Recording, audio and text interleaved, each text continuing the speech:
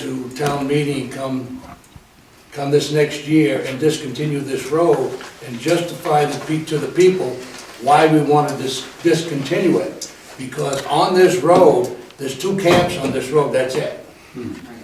That is it. The rest of the time, about the only traffic that's on that road is a snow sled. So that would be my suggestion, is to take this paperwork and all these estimates to town meeting and see if we can't get this road discontinued. If not, specify to the people in town that, okay, get ready to spend about $200,000 for a couple of people that got camps down there that they're basically hunting camps. All right, so let's bring it up again and we'll start talking about budget. Yeah. We'll make it out to go to town meeting. Right. We'll make out the paperwork to get it to town meeting. Yeah. That sound okay? Can I just ask a question? Yes. So like, does that road, does it go somewhere? Where does it end? It goes all the way through to the river road, down by the Thompson Farm. Oh, it Comes actually comes out there? Yeah, Oh. it's a So snowmobile basically- trail in the I was just gonna say, winter. basically, it's a snowmobile trail in the winter, right? Yes, in the winter time, but So it's- There's, it's right, there's no need for it to be. none That's whatsoever. all I was just. No. All right, and it looks like the welcome to Madison sign has been refurbished and restored to the original location out at Old Point Avenue. Yes, Good? so, I gave you guys all pictures of what it looked like, before the restoration and what it looks like now, and it's brought it back to, Awesome. All right, improve the quality of select board video feed, and progress report on investment of audio equipment. Okay? so I've been doing some research and I hope to meet with John Harlow sometime this week to talk about different options. One of the options I found was an 8-channel mic system that would allow each of you to have a mic, me to have a mic, for a mic to be at the guest table for the speakers, and it's $350. So, You gonna speak to him first? yes, before we proceed down this road, I want to definitely get a feedback from John. But I ask a question? Yes, sir. Is that a wireless system? It is. Yeah. If you get a low-quality wireless system, it makes a lot of static and pop. I've installed sound systems in 4 churches in the area, and when you go cheap, you get cheap. I know we You don't get want to what you spend... pay for, right? Yeah, you don't want to spend a lot of money just to accomplish a 1 or 2 times a month meeting, but you want it to be functional, Yes. Okay, thank you. yes. All right, how are we doing on number 5, the lighting and the... Jeff Drew found the switch for the exterior lights, and has made it, they work, and he's made it accessible, and so from now on, we'll have exterior lighting for meetings and elections and everything else. All right. The problem, I shouldn't say the problem, there were some complaints from neighbors that the lights were too bright, so they didn't want to leave them on all night long, so that's why the lights are not on 24/7. We did that for election, that thing was lit up like a... It was, I was Yes, gonna but- say. At the same time, Mr. Chairman, the lights were not turned off, they were left on Oh, yes, yeah. 24/7, and the people across the road, their whole, they go to bed at night, Right. the house is still lit up. Right. So, Can't see the stars Now that way. that I think about it though, Yeah. when they did light it up, it was lit up pretty good. Oh, yes. All right, thanks. Okay, letter F, items of communication. Number 1, all at Madison reports, we should have those Yep. for the 19th and the 26th of November. Anybody have any questions? All right, number 2, Maine DOT Regional Planner for the Western Maine report on meeting. There's one of these for each of you. Yep. You still have yours? Okay, good. What was his name?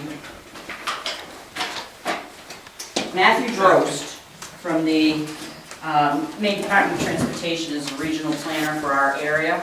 And he came and met with me and Sally Dwyer and said that there's a lot of money out there if we want to look at options to revitalize our downtown and work with them to put together a plan for what we can do to improve not just the traffic flow, but the actual making Madison stop along the way to somewhere else. So they are working on a new signal for the center of town. That's supposed to be done in the spring of '24. The bridge redecking between Madison and Anson is going to be done in 2025. And the initiative that he was talking to us about is called the Village Partnership Initiative. We would have to put up money, and there would be matching grants. It would all be a reimbursable thing. So I need to put together some better notes for all of you so that you can review it. But it sounded really encouraging. They've done this with about 20 different towns already, towns and cities in Maine. And Skowhegan downtown is one of them, Sanford, Biddeford, did he say Freiburg? No. Belgrade, Hollowell, Monson. And it's anything from pedestrian crossings, parking, ornamental lighting, trail connections. They would hire engineering consultants to help us look at different things. And we would share that cost with DOT at about a 50-50 break. So. Any questions?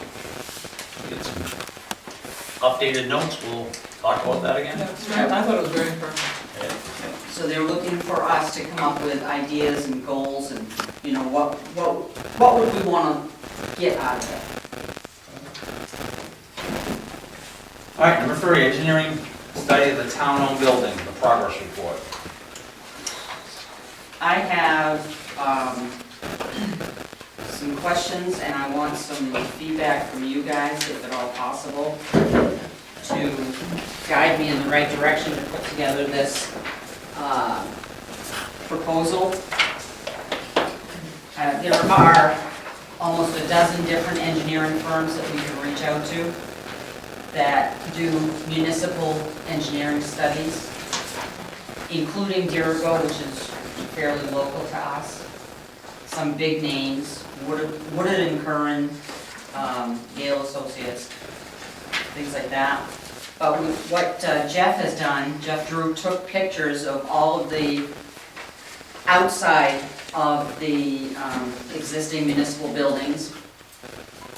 The library, Old Point Avenue School, the town office and fire station, the highway garage, and East Madison Fire Station. And so I'm looking for some feedback, some guidance. You know, what else do we need to ask them besides, are the buildings structurally sound? Are they ADA compliant? If not, what needs to make them ADA compliant? Can the current structures accommodate expansion? And if not, what would it take to get them there? So, and if we don't expand, how can we better use the footprint that we have? Mr. Mooney. Denise, would this run kind of hand in hand with this, what we just got done talking with this, with Maine DOT? It's possible, they could be related, but I think they're separate projects, but they could definitely have some overlap. But one might inspire the other, Absolutely, you know? Okay. yep. Should we be asking a question about inside air quality of the buildings? Yep.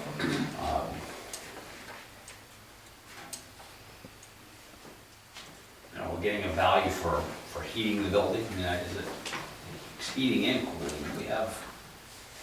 We have all kinds of things sticking out of the walls. I know, yeah. So getting them to run efficiently. I mean, we talked about heat pumps, and I know we've looked at that a little bit. I think we need to have a little more information before we go after those things. Okay. I was just wondering too, electrical and all of those kinds Yeah. of things. Those buildings are old. Yeah. Plumbing. Do they all Oh, meet plumbing. do they all meet our needs for computer Windows. access? Does the electrical meet it? So we can have those type of things? Okay. Anybody else, any other questions? All right, All right, so I'll come back at the next meeting with more of a drawn-up proposal. all right, number 4, town manager's report on expenses and budget. Okay, so we're at 21 weeks into the fiscal year, which is puts us at 40%, and our expenses are at 38% right now, so we're still holding pretty strong right now. Sally, I gave you yours, right? You did, thank you. Does anybody have any questions on Any questions, anybody? We'll see you after the snow flies. That breaks the budget, right? You know, hey, gotta have something, I guess. All right, letter G, new business. Number 1, employee workplace safety and training. The town manager would like to hold quarterly meetings with the town office staff to review the safety protocols according to MMA Risk Management Services guidelines. This will require opening 30 to 60 minutes late or closing 30 minutes, or closing early once every 3 months. The town of Madison would see an incentive reduction in the workers' comp rates to an additional 5% under the current savings. Beginning in 2024, the town manager proposes 4 Tuesdays. In the 4th Tuesday of January, April, July, and October to be scheduled to avoid scheduling. to avoid any scheduled holidays. So that'd be 1/23, 4/23, 7/23, and 10/22. All right, what are our thoughts? So, This is- are there not any safety meetings going on right now? There are none. So did that bring down the? No, we're still at 5% discount right now. We're at level, I think they call it a level 1 safety discount.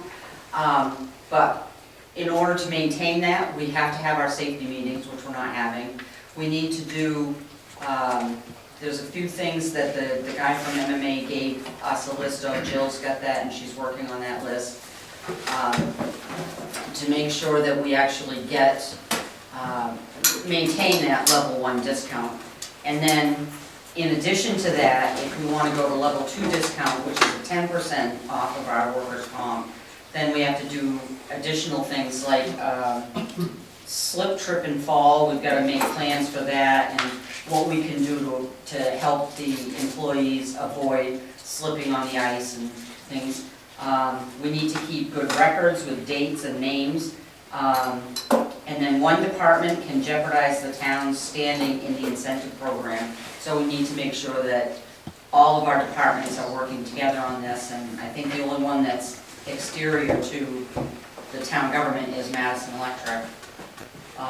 So this was just an updated, this was a review that they do every year by the risk assessment, so. And they picked up on the fact that we're not doing safety meetings Yep. anymore. Yep, so we have until the next time he comes, which is, I think he said he's gonna be back in February or March, to show that we're working on these things, to keep our incentive. All right. So, do we need a motion, or are we okay with just saying go ahead and do it? How can we not? Yep. Go ahead. No motion? No, I think we're okay. Okay, thank you. If you need somebody to slip, trip, and fall, I can help you with that. You can show them what not to do. Yes. Okay, All right, number 2, personnel policy.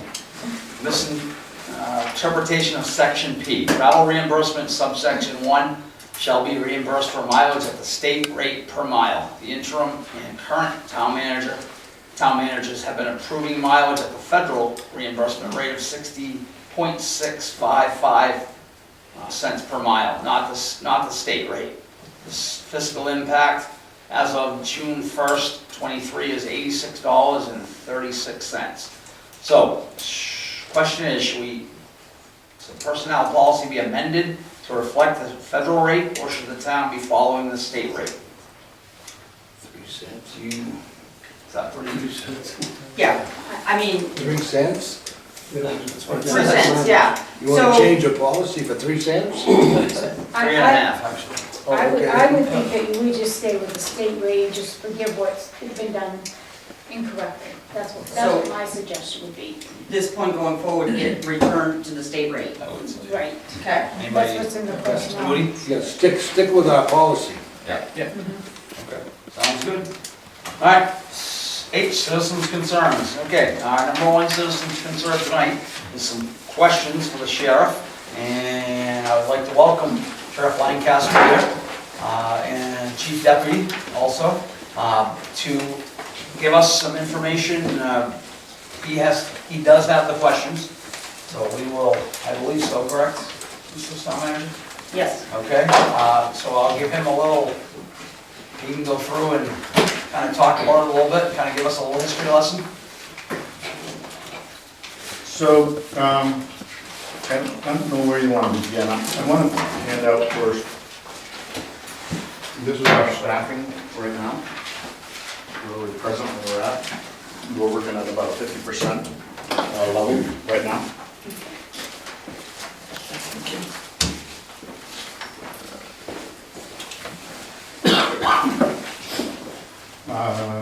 We talked about history lesson, so Where we were before, how we got to where we are now. so back in, Quickly. yeah, so I think the mill closed, what, in 2015, anything like that. The mill closed, there was issues with taxes rising. The local PD hadn't settled the contract in multiple years. There were piles of grievances that weren't being taken care of, and so there was a meeting, and the decision was for what was the Madison Police Department to assimilate to the sheriff's office. That's how it started. And so for year to year, been meeting with the town manager to provide a staffing package that the town wanted to pay for. All right, and then we moved to, Yeah, so Deputy. so the first model was, I think we had 4 deputies, administrative assistants. That was the first model. We were having a difficult time with retention, in part, the younger men and women that wanted to do this job didn't want to be confined to the 54 square miles at Madison. So a lot of conversation took place, and we morphed to that a deputy would be assigned per shift to the town of Madison. We have three shifts right now, which that goes into another conversation about the adequacy of staffing, but for what we have for shifts right now, theoretically, a deputy is assigned to Madison every shift, 3 shifts that we cover. So in the past, every time a shift was not covered, that money was not paid by us to the. Right, so since 2016, the county has returned about $463,000 to the town of Madison that wasn't utilized. The police budget in 2014 was, I believe it was $589,000, and that was for a chief, and these are 2014 prices, for an administrator, assistant, a chief, and 5 patrol officers. I could read you per year what we've done, and we have been under I would say the mean was probably about $400,000 since 2016. It's gone up the last 2 years. One of the reasons being in 2023 is Madison used to purchase a car, but it came out of a different account. So that wasn't in the police budget. So what we do now is charge what it would cost. We break it down so that over time you end up with a car. And then this following year of the 2024, the 634, it's all payroll. If you hire a person right now, a young man or woman who, I say young, they can be old, but if they wanted, it starts off with no experience whatsoever, it's at $28.30, and if they have experience, it's almost $36 an hour, and those aren't prices that are beyond the norm of what a police officer is now. We're still,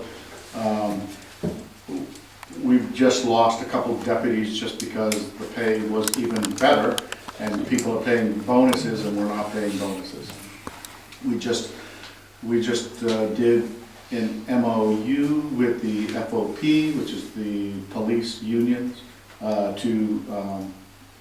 we have been working with the commissioners, that if you have 5 or 6 years of experience, up to 10 years, we'll take you in at that 10 year in hopes to be able to do better in recruiting.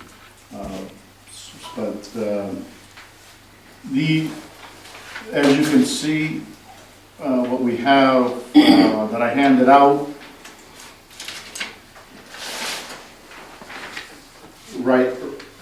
right now, we have a patrol commander and we have a sergeant and 2 deputies for the 4,000 square miles, but one of those deputies is assigned to Madison.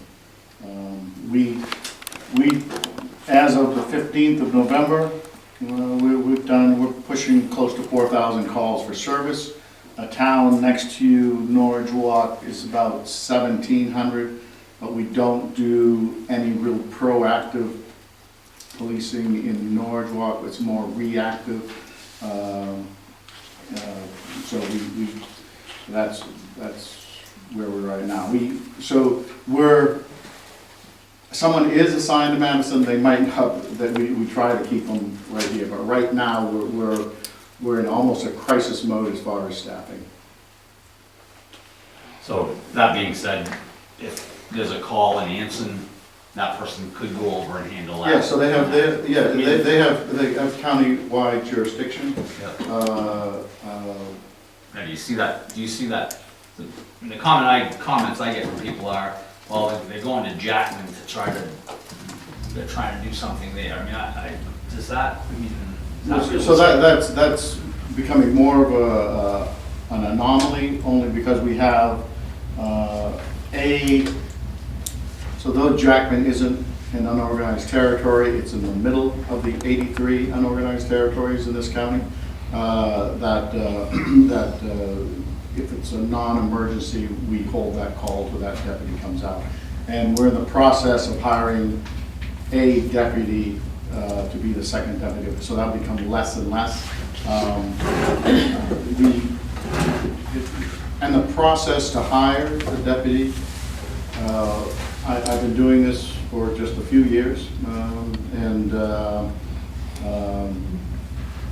it used to be, if a young man or woman wanted to be a police officer, say, hey, here's a badge, we'll give you some training. Those aren't the case. As you can see on the sheet, we just hired, conditional job offers to three people, and we won't get them on the road until June.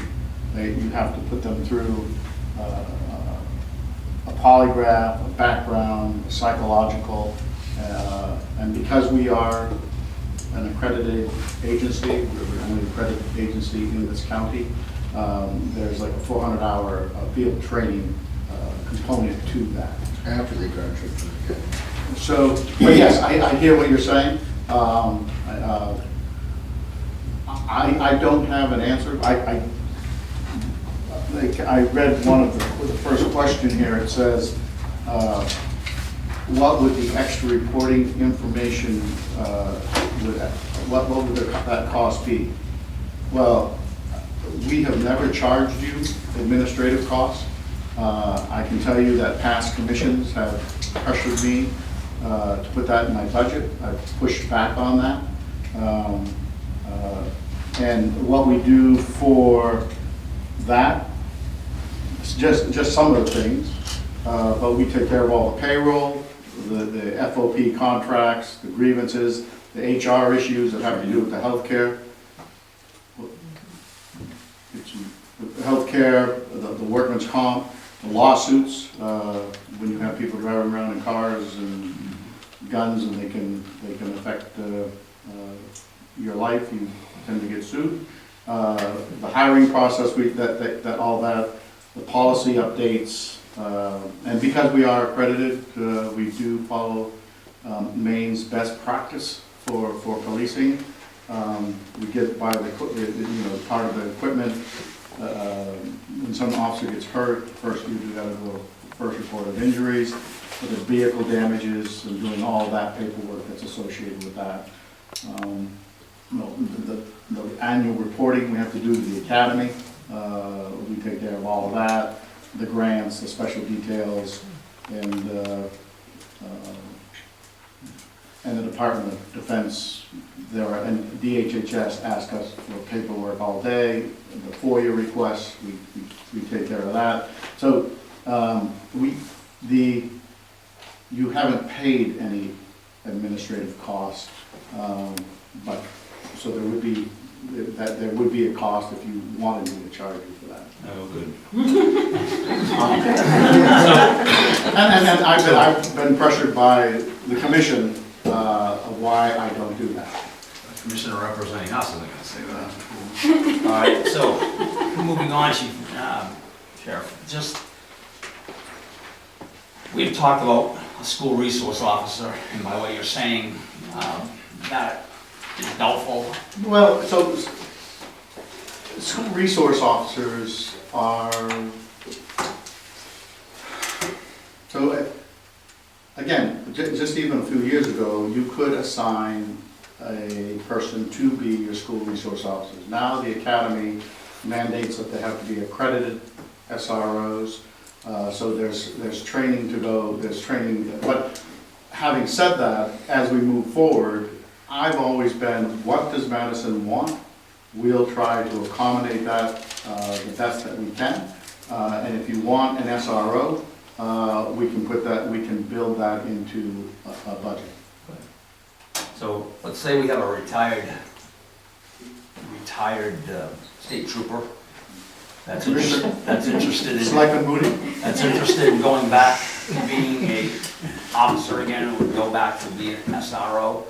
Is that a possible thing? So if you've been out of the academy for, what is it, 5 years? 10 years, you lose all your accreditations, so you have to start all over again.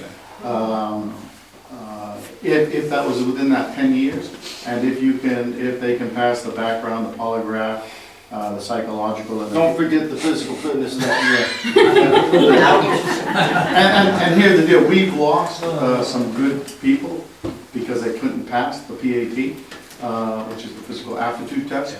But if that wouldn't preclude you from trying to secure an SRO. It isn't as easy as just you want to be the SRO. The academy has set standards for that now, and we have to abide. We have to report out to that every year. And in January, they're making it more difficult. We have to report out to the Attorney General's office on every single car stop to ensure that we're not racist. Yes, Ms. Leslie. So, They have to be accredited to be an SRO, but is it a different level? No, And he's to gotta be be an he's gotta be a officer? full-fledged police officer. Yeah, Oh. so you have to go through this, it's, and I'm not complaining about the process. Right. I'm a little frustrated with the process just because, Maine is unique. We're the oldest per capita in the country. And then the pool is very shallow. And what I mean by that is that finding a good qualified men and women who want to work nights, weekends, holidays, and get spit at, and and then hopefully the pendulum will shift, but right now, it's not a vocation that people are pining to go after. So we're really scurrying every day to fill these positions. We have jobs, sending people to job fairs, we're going to colleges, we're being very proactive in our hiring, and like I said, the commissioners just allowed me to be able to hire someone with 5 years' experience. So what's that mean? I'm trying to steal from other people as they've been stealing from me. So we're really, that's not, but the sad part of that is you're all dealing with this shallow pool of people and fighting for that. I mean, right now, I think the state police have 50 openings. Yeah, if I can add to it just a little bit, I mean, we're not the only agencies going through some hiring difficulties right now. Every agency's doing that. And, you know, I told you folks before, I've had police administrators sit in meetings and tell me, Mitchell, I got 2 openings. I'm looking for police officers. I pay more than you do, so I'll be looking for your folks. You know, I'm gonna offer them something you can't and ask for more money. You know, and what am I doing? I'm going to those same police agencies and I'm saying, how much is the town of Madison paying you? They're paying me X amount of dollars. I'll pay you that, plus I'm gonna give you a brand new car. So I'm doing the same thing to them. You know what I mean? We're all doing that because we just don't have those applicants anymore. We got a full-time recruiter right now working for us that's actually trying to find bodies because we have so many openings. But every department head is doing the same thing. So we show up at these college fairs. Every police agency in Maine's represented at the academy just a couple of weeks ago that they cut it off to only a certain number of agencies could be in there because they just don't have the room for everybody to sit at the table. But we're all there, and we're all trying to recruit the same officers. Years ago, when, you know, Ron Moody was a state trooper, there was thousands of people applying for these jobs. Now, they got 50 openings, and they're lucky if they get 10. When I applied in '74, there was 2,000 people applied, and to give the written exam, it had to be given at the Augusta Armory, because there just wasn't enough room, and they had 2 scheduled exams that day. And now you get lost. Yeah, exactly. Yeah. And I didn't make that. So what some of the municipalities are doing right now to augment some of the things that we're doing, because I can offer you a car if you come to work with me, what they're offering is bonuses. And like Pittsfield, for example, Pittsfield's offering, they just dropped it down to $10,000. They're giving a $10,000 cash bonus. Brewer Police Department's offering $15,000. Lincoln County just told me they're offering $16,000 to hire people, you know. We're not offering any bonuses, so I'm competing with those type of people. So am I enticing you with that car when they're enticing you with cash? I'm not there yet with the bonuses. So again, the step that we took was to work with the commissioner to have people come in. And there is a fiscal note attached to that. Just the other day in town, I packed into one of the houses with a Farmington police car. Just went in. Yeah, and so I mean, he's traveling from here to Farmington. That's what it we is. in the past have asked that you, well, we kind of have mandated you live in the county. Well, we're gonna have to revisit that because we have people outside the county now living with, as you saw, a Farmington police car in Somerset County. Yeah, Franklin County just changed their policy, you live anywhere you want. You're driving their company car, and, you know, There has been an evolution. I'm not saying that it's good, but the playing field has changed. I don't know if you want me to keep going here, but I can ask questions. The other question I have on this, number 4, the neighborhood watch committee. Do we have anything that's happened with that, or, I know we talked about it back. We did talk to it, nothing's really materialized. I think we've been switching between town managers. I mean, that's something that we could explore.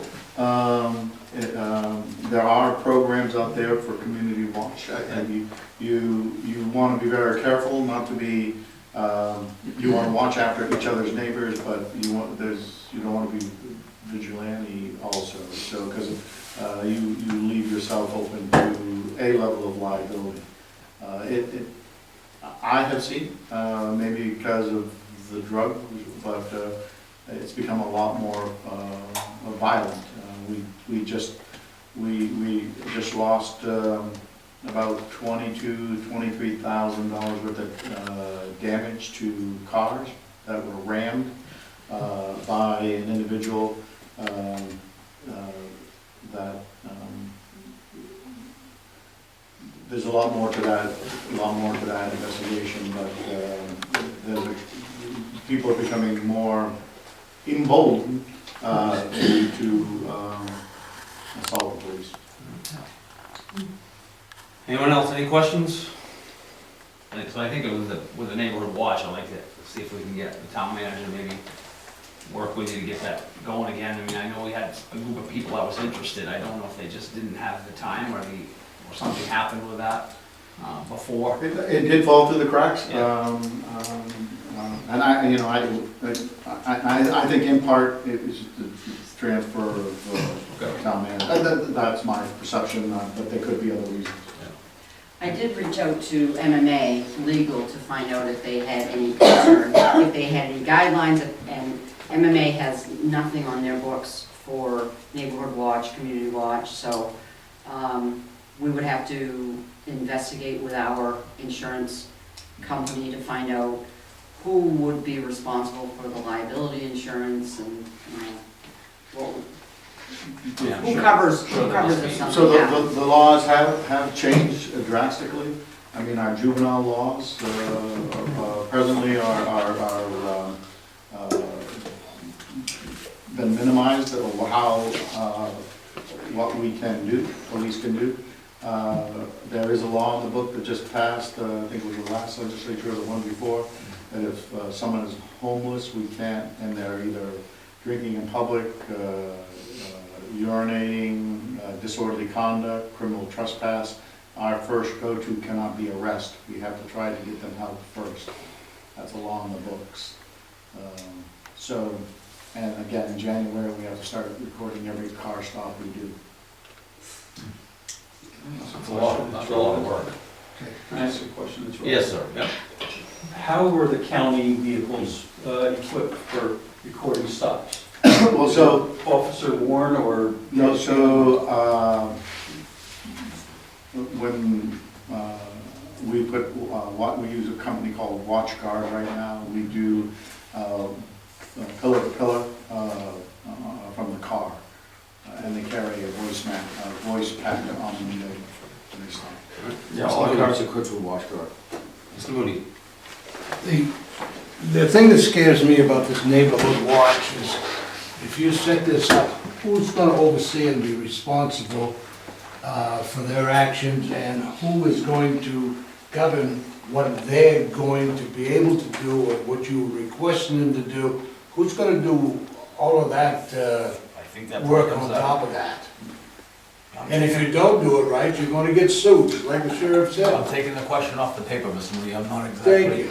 exactly, I don't know that, so I don't know. So I mean, I think that comes from the sheriff. Yeah, so it's not something that can't be accomplished, but there needs to be some comprehensive conversation about what that looks like.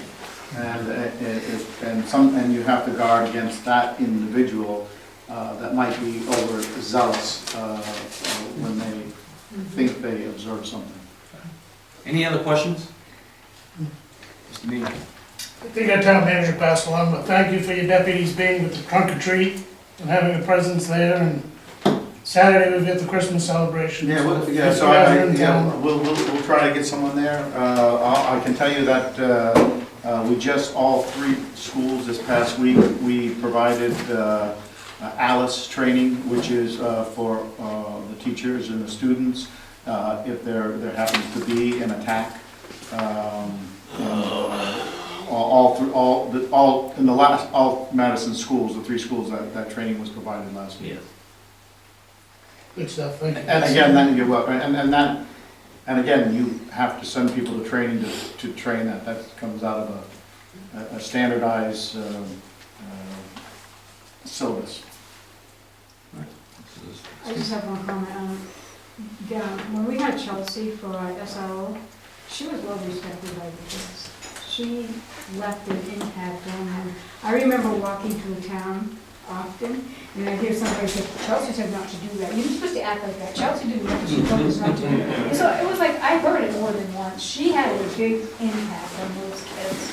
Yeah. That was like, I know she lost it because of money. I know that. Well, so there were conversations in the past, and because it was a month, we decided to not put that in the staffing package. But if that, again, that's something, because an SRO, you can't minimize, they're not just there to protect the students, they do interact with the students, and I think in a positive way, it can be very, very helpful. We just have to plan for it in the budget, and I think Chairman Vinziano has said it before, we have to find the right person. Right, right, we do need the right person. All right, any other questions? All right, seeing none, Sheriff, I'd like to thank you very much for coming out. We'll be talking about this in our budget meetings in first of the year. There was one question that you didn't address, number 9. Would the sheriff or his delegate be willing to participate in a committee to discuss the best configuration of a public safety model? Yeah, absolutely. Okay. I mean, I think we in the past, the predecessor, we met on a regular basis, and we had some very good conversations about how do we save Madison taxpayers, how do we provide the correct coverage, public safety, and we should continue those conversations. Agreed. Thank you. Yes. Just a question. Yes. Sure. I remember the days when we debated eliminating our police department and moving to the sheriff's department. I was very excited to see that happen. Can you just fill us in on the things that we get from the sheriff's department that we wouldn't get necessarily by having our own department? Because that's the whispers we hear. Some people forget. Well, I can tell you that. Yes, sir.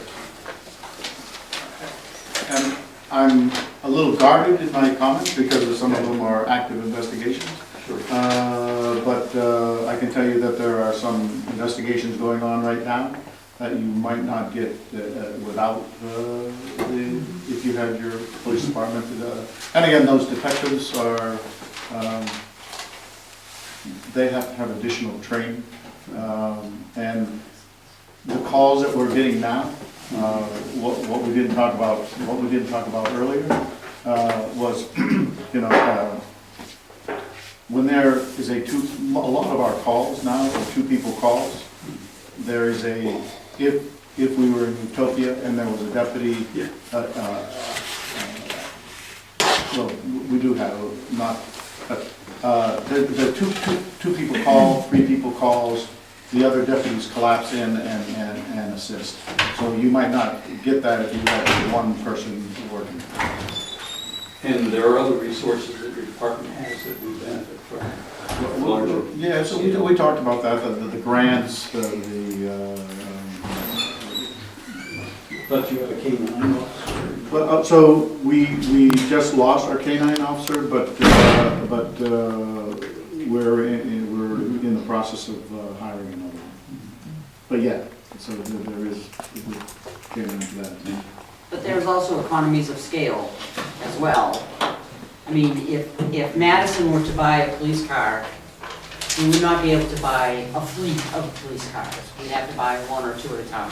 Yeah, so a car right now, when you see a car going down the road, the equipment inside the car is almost as expensive as the car itself now. You're looking at about $100 grand running down the road.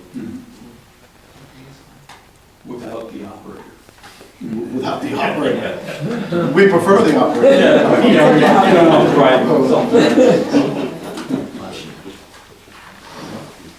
All right, thank you very much, Sheriff.